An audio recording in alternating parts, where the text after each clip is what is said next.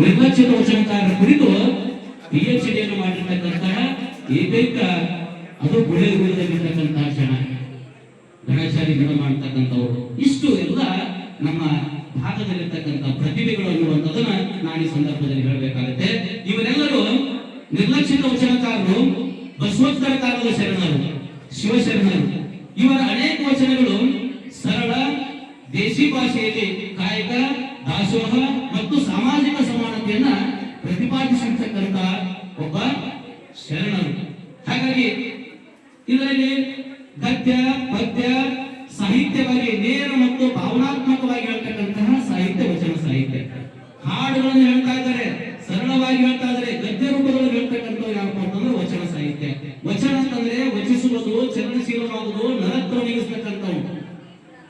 ಬ್ರಹ್ಮ ಪದವಿಯ ಮುಂದೆ, ವಿಷ್ಣು ಪದವಿಯ ಮುಂದೆ ನೋಡಿ.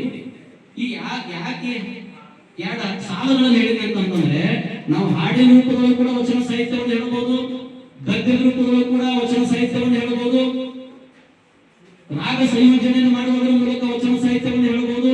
ಅಷ್ಟು ಸರಳ ಇರ್ತಕ್ಕಂಥ ಒಂದು ಸತ್ಯ ಸಂಶೋಧನೆ.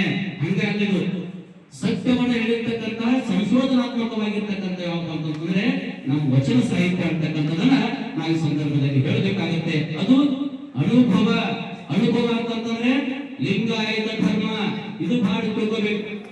ಲಿಂಗಾಯತ ಧರ್ಮದಲ್ಲಿರ್ತಕ್ಕಂಥ ಎಲ್ಲಾ ವಿಷಯಗಳನ್ನ ನಾವು 12ನೇ ಶತಮಾನದ ಬಸವಾದಿ ಶಿವಶರಣರಲ್ಲಿ ಓದ್ತೀವಿ. ಅದು ಕಾಯಕದ ಪರಿಕಲ್ಪನೆ ಒಳಗೆ ಕಾಯಕ ಭಕ್ತ ನಾಯಕ ನೋಡಿರೋ ಕಾಯಕ ಬಿಟ್ಟ ಮರುದಿನ ತಪ್ಪರದ ಕಾಯಕ ತಪ್ಪು ಸರ್ವಜ್ಞ ಅಂತ.